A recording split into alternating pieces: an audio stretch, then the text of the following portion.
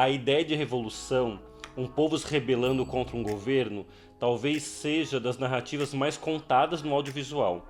De cabeça consigo lembrar de Matrix, Harry Potter, Jogos Vorazes, V de Vingança, Fuga das Galinhas, A Greve do Eisenstein, Star Wars, um dos exemplos mais clássicos. E esses exemplos me vieram à cabeça porque eu queria falar algumas coisas sobre narrar uma revolução. A revolução é um mote narrativo tão explorado que existem até musicais sobre o assunto. Les Misérables, Hamilton, mas eu acho muito difícil narrar uma revolução. Eu chego até a pensar que talvez seja um tema que não se aplique, que não se encaixe a estrutura dramática de um roteiro. E aí eu queria trazer nesse vídeo alguns exemplos dessa impressão que eu tenho da dificuldade de se narrar uma revolução. Quando você vai escrever um roteiro, quando você vai contar uma história, você sempre parte de um ponto de vista, um ponto de partida. E muitas vezes, quando o assunto é revolução, o ponto de partida acaba sendo o Messias. A revolução que depende de um herói, de uma única pessoa. Adivinha, geralmente homem, branco, jovem, hétero, cis, sempre essa gente. Esse homem, esse líder que comanda uma revolução e ganha o papel de salvador, de messiânico. Os exemplos são vários. Harry Potter, Matrix na figura do Neo, o próprio nome do Neo, o novo, o primeiro, o único. Eu acho que é por isso, inclusive, que eu gosto muito mais do segundo Matrix do que do primeiro. Porque no segundo Matrix é dado a informação que o Neo, na verdade, não foi o primeiro de nada.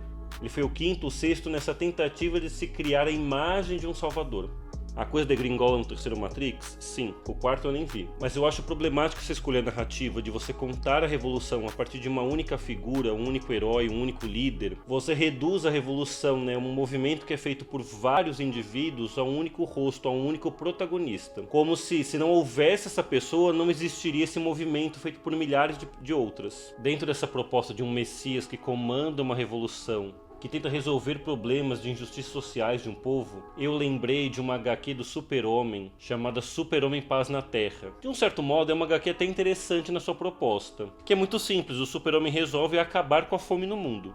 É uma HQ dos anos 90, feito pelo Paul Dini e pelo Alex Ross. Na HQ, o Super-Homem percebe que no mundo se sobra muito alimento, mas existem muitas pessoas que ainda passam fome. Então ele vai tentar uma distribuição igualitária desses alimentos. Até aí tudo bem, mas no meio do HQ, o Super-Homem começa a achar que a fome e a pobreza são produtos da maldade humana. Se você estava lendo aquela HQ e achava que o Super-Homem ia falar mal do capitalismo, você estava enganado. Inclusive a HQ acaba, juro pra vocês, com o Super-Homem falando a seguinte frase: se você dá um peixe para uma pessoa comer, ela comerá por um dia. Mas se você o ensina a pescar,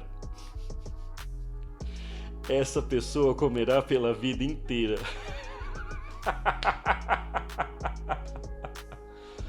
Super-Homem, novo candidato do Partido Novo. Eu acho que um outro problema que eu encontro em obras feitas dentro da indústria cultural, que se propõe a contar histórias sobre revolução, é que a revolução é sempre para o bem. Todas as resistências são contra um império mau.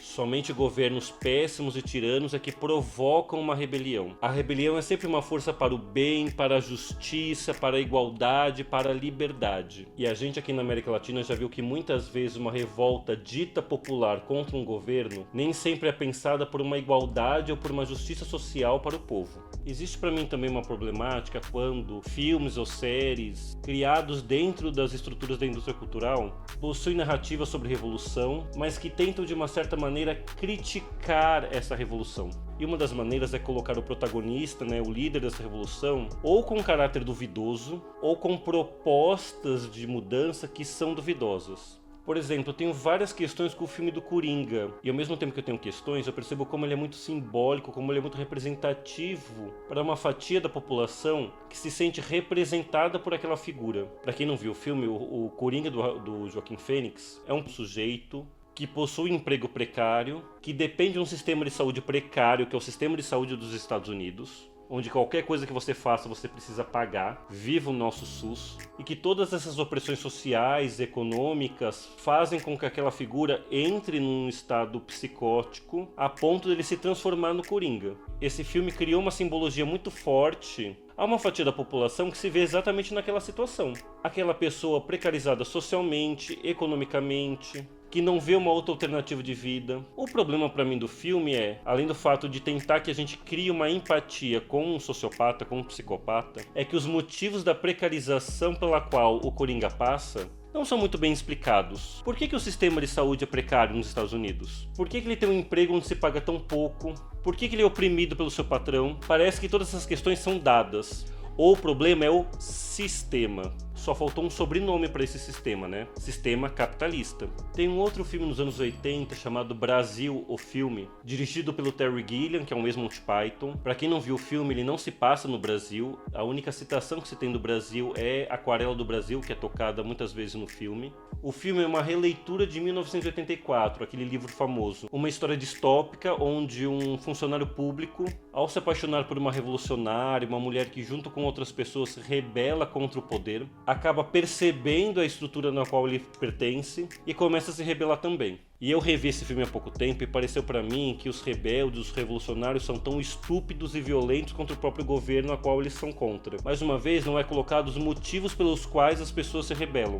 ou os motivos pelos quais aquela sociedade é daquela maneira. A rebelião é meio dada, e as estratégias dos revolucionários são meio estúpidas, como explodir lugares aleatórios. Lembrei também de um outro modo de se narrar uma revolução, que é você mostrar o ponto de vista de quem está no poder. Tem o filme da Sofia Coppola, Maria Antonieta, que particularmente eu até gosto muito, mas que pra mim tem um problema que é tentar provocar uma empatia por quem é dono do poder, por aristocratas que vivem uma vida de luxo, enquanto o resto da população passa fome. Em Maria Antonieta, a população não é nem mostrada no filme. A Revolução Francesa é brevemente citada no final, quando a gente vê o take de uma sala do palácio totalmente quebrada, como se quem fez a revolução não merecesse nem ao menos ser retratado. Ou aquele filme do Sukhorov, o Arca Russa, é um filme russo da primeira década de 2000 e que ficou famoso porque ele passa a impressão que foi feito todo num único plano sequência. A história é basicamente narrada por uma figura que está dentro de um museu na Rússia e que começa a contar a história da Rússia a partir do ponto de vista dos aristocratas, das pessoas que são retratadas nas obras que estão no museu.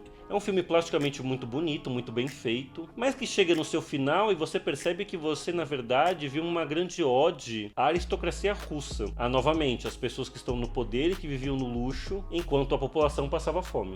Mas para finalizar esse vídeo, eu queria falar de exemplos de obras que trazem no seu material alguns flashes, algumas possibilidades de se pensar a revolução, se pensar as revoluções. Acho que uma delas é a primeira, segunda e metade da terceira temporada de Mr. Robot. É aquela história de um hacker que entra no sistema de um grande conglomerado e acaba causando um grande colapso econômico e político no mundo. O que eu gosto muito da primeira e da segunda temporada, principalmente em Mr. Robot, é que dentro dessa estrutura de roteiro dramática que a gente já conhece, onde você coloca um protagonista tentando alcançar seu objetivo e um antagonista que impede, é muito bacana na série como esse antagonista nessas primeiras temporadas é o próprio capitalismo. São as estruturas de poder capitalistas que impedem aqueles personagens de conseguirem o que eles querem, desde o protagonista até os outros personagens. Tem uma fala muito sintomática sobre isso no final da segunda temporada, que é o Elliot, o protagonista, conversando com uma outra personagem, onde essa personagem fala pra ele: você fica procurando a grande questão que está à sua frente. Você não consegue ver o problema que está acima de você. Porque é isso que um pouco a série retrata nas primeiras temporadas. Sendo bem vulgar, bem porco, as rebeliões, revoltas e revoluções surgem quando uma crise se instaura e a população se revolta contra essa crise. O que Mr. Robot mostra, que é muito sintomático do mundo que a gente vive hoje, desse capitalismo que a gente vive hoje, é que as estruturas de poder capitalistas, elas não só instauram essa crise, como também desenvolvem o próprio remédio para essa crise, que é o que acontece com essa grande empresa que entra em colapso na série. Ela instaura uma crise econômica para logo em seguida propor uma resolução. Gente, eu tô falando de Mr. Robot da primeira, da segunda e um pedaço da terceira temporada. O final da terceira e a quarta foge que é cilada. Quer dizer, eu não gostei. Um outro filme, na verdade dois, que trazem aspectos interessantes sobre o assunto, são os dois primeiros Capitão América. Calma, não vai embora do vídeo, eu vou explicar. Sim, Capitão América, aquele personagem da Marvel, imperialismo norte-americano, blá blá blá. Mas pra mim tem aspectos muito interessantes dos dois primeiros filmes, porque neles o personagem do Capitão América, o herói, o protagonista, essa figura patriota, é colocado sempre como um ser muito estranho no mundo onde ele se encontra. Seja ele acordando nos dias atuais e percebendo que aquele patriotismo, que aquele ufanismo da Segunda Guerra foi uma das causas do mundo estar em colapso como ele está no filme. E no segundo filme, quando ele ele percebe que os terroristas e os criminosos de guerra que ele lutava contra na Segunda Guerra são hoje em dia o próprio país no qual ele vive, os Estados Unidos. Tudo bem que os finais de ambos os filmes, a conclusão que se chega é: nossa, o imperialismo é ruim, né? Mas não tem outro jeito de governar. Ainda bem que nossos heróis e militares estão aqui para salvar o mundo. Que é isso, eu acho que até os dois primeiros filmes se tenta fazer uma crítica